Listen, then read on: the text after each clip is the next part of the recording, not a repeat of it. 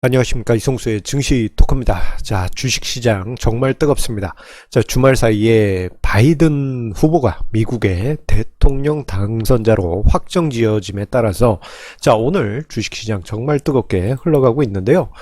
자, 그런데 아이러니하게도 개인 투자자의 매도세가 제법 크게 나타나고 있습니다. 자, 이러한 현상은 오늘만 나타나는 게 아니고요. 11월 들어서 11월 첫 거래일부터 그런 현상이 강하게 나타나고 있는데, 자, 이 부분에 대해서 좀 드릴 이야기가 있습니다. 그것은 무엇이냐면, 종합주가지수 기준 2400에서 2600, 요 영역대. 이게 이제 2018년 1월에 우리나라 증시가 고점을 만든던 영역대거든요. 이 영역을 벗어날 때까지 개인의 매물이 불가피하게 증가할 것 같습니다. 자, 오늘 증시 토크에서는 개인의 매물을 분석을 해보면서 그 그림을 이해하게 되면은 향후 증시의 주도권이 어디로 갈지, 그리고 향후 증시의 흐름이 어떤 그림이 그려지게 될지, 이 점에 대해서 함께 생각해 볼 수 있겠습니다. 자, 앞서 언급드린 대로 자, 11월 들어서 시장이 강하게 상승하고 있습니다. 예, 정말 세죠? 11월 초만 하더라도 대주주 양도세 이슈, 그리고 미국 대선, 이것에 따른 불확실성이 11월 증시에 큰 변수였지만, 대주주 양도세 이슈 같은 경우에는 11월 첫날부터 해서 사라졌지 않습니까? 홍남기 경제부총리가 대주주 양도세 10억 원으로 유지하겠다. 부담이 싹 사라졌습니다. 생각외로 빨리 사라졌죠. 그리고 미국 대선 악재 같은 경우에는 제가 자주 강조드렸지만 대선일, 그 대선일이 D-Day가 돼가지고 D-Day가 있는 악재는 뭐다? D-Day가 지나면 오히려 호재나 악재로서의 생명력이 사라진다라고 말씀드렸는데, 그 이후부터 해서 증시가 강하게 반등했고, 특히 지난 주말 사이에 바이든 후보가 미국 대통령 당선자로 이게 압도적이지 않습니까? 선거인 단수를 압도적으로 확보함에 따라서 자, 오늘 우리나라 증시가 강하게 상승세를 보이고, 자, 장중에 거의 2500 부근인 2495포인트까지 상승하면서 11월 장세가 파죽지세처럼 상승하고 있습니다. 자, 그런데 이 과정에서 개인 투자자의 매도 물량이 제법 큽니다. 자, 우리 생각해보면 지난 8월과 7월 달에도 종합주가 지수가 2400 영역대 들어가기도 했었어요. 그때만 하더라도 개인의 매도가 아니고 개인의 매수가 유입이 됐었습니다. 그런데 이번 같은 경우에는 좀 틀린 모습이 나타납니다. 개인의 매도가 거의가 아니죠. 매일같이 11월 들어서 매일같이 들어오고 있고, 특히 지난 11월 5일, 그러니까 지난주 목요일입니다. 그때 종합주가지수가 2400 영역대에 들어가자마자 1조 원대 매도가 나오면서 개인 투자자분들도 깜짝 놀라셨던 분들 많이 계십니다. 자, 그렇다면 왜 이렇게 개인 투자자의 매도세가 크게 늘어난 것일까요? 하필이면 왜 주가지수 2400 영역대부터 그런 현상이 나타난 것일까요? 자, 이 점에 대해서 이야기 드리기 위해서 저는 종종 저는 사용하는 용어인데, 원귀 매물이라는 이거 무서운 얘기입니다. 귀신 같은 얘기예요. 자, 원귀 매물, 이것과 더불어서요 차익 실현 매물, 요 두 가지가 겹쳐 있다라고 이야기 드리고 싶습니다. 자, 지금 제 손 있는 곳에 보시면은 종합주가지수 차트, 요게 제법 긴 시계열입니다. 1989년부터 해서 자, 최근까지의 종합주가지수 추인데요. 자, 보시게 되면 제가 하늘색으로 색칠한 곳이 있죠. 자, 이 곳에 제가 유령 모양을 올려놓도록 하겠습니다. 아니, 저 왜 생뚱맞게 유령 모양을 올려놨느냐? 그게 바로 이제 제가 이야기 드리고 싶어하는 자, 원귀 매물입니다. 원한이 있는, 무섭습니다. 이게 왜 원한이 있는 귀신이냐? 이거 뭐 그런 이제 공포물은 아니고요. 자, 지금 지수 때 보시면요. 자, 지금 현재 종합주가지수 2000대 보게 되면 과거 2007년 그리고 2010년대 내내 그 영역대에서 주가지수가 발목을 잡혔던 영역입니다. 자, 그러다 보니 이 안에서 매물이 특히나 많이 쌓여 있는데, 보시게 되면 자, 우리나라 종합주가지수가 2018년 1월에 2600까지 올라갔었어요. 자, 그 부근 이후 증시가 급락하면서 이번에 1450까지도 올해 하락했지 않습니까? 그리고 지금 제자리로 왔습니다. 그런데 이게 뭐 어쩌란 얘기입니까? 라고 생각하실 수 있는데, 이 원기 매물이 아주 중요한 의미가 있습니다. 왜냐하면 시장이 올라가려고 할 때 그 영역대에서 발목을 잡기 때문이에요. 마치 물귀신처럼. 자, 과거에 2005년으로 우리가 가보도록 할게요. 자, 2005년 보시게 되면요, 종합주가지수가 1000포인트 넘어가기 직전에, 자, 그때 당시 투자자들은 우리나라 증시는 1000포인트 못 넘어간다고 이야기들을 했습니다. 영원한 500, 1000, 500, 1000, 500, 1000 이런 증시가 우리나라 증시다라고 사람들은 생각했어요. 지금 생각하면 아이고 말도 안 되는 얘기네 라고 생각하실 수 있지만, 그때 당시 사람들은 그것을 당연시 생각했고, 그리고 과거에 뭐 99년 IT 버블, 그리고 중간에 이제 2002년 월드컵 때 짜작짝짝짝 할 때 또 물렸던 분들, 그때가 거의 1000포인트 부근이었어요. 그리고 IMF 전인 94년, 더 전에는 이제 89년 1000포인트 때, 자, 주식 물리셨던 분들, 예, 원기 매물입니다. 그 매물이 다시 주가지수가 제자리로 오니까, 이거 원금 회복했다, 팔아야지, 팝니다. 예, 이래서 시장이 발목을 잡아요.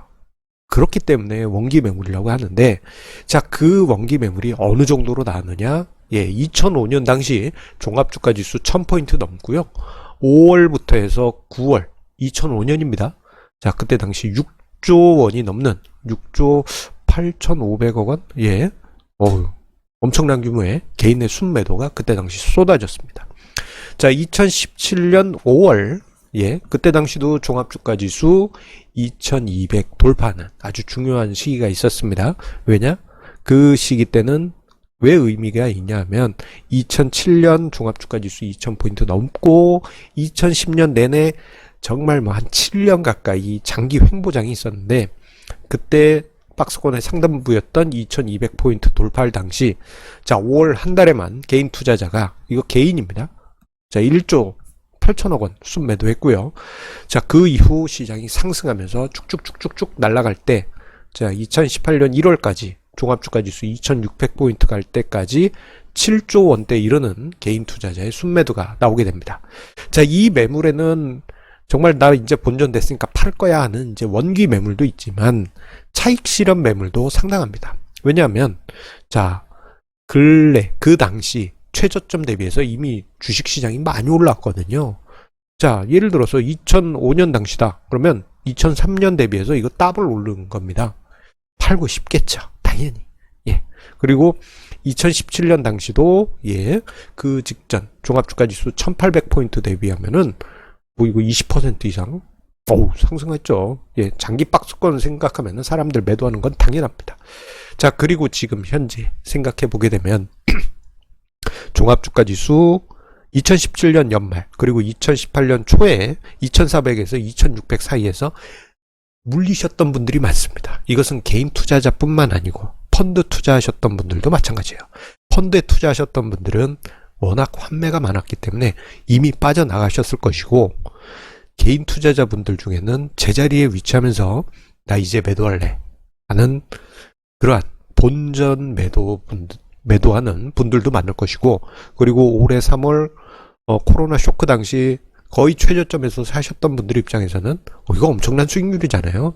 예, 일단 현금으로 뭔가 내가 확정된 수익을 보고 싶다 하는 그러한 본능 속에서 개인 투자자의 매도가, 예, 자연스럽게 나오게 되는 것입니다.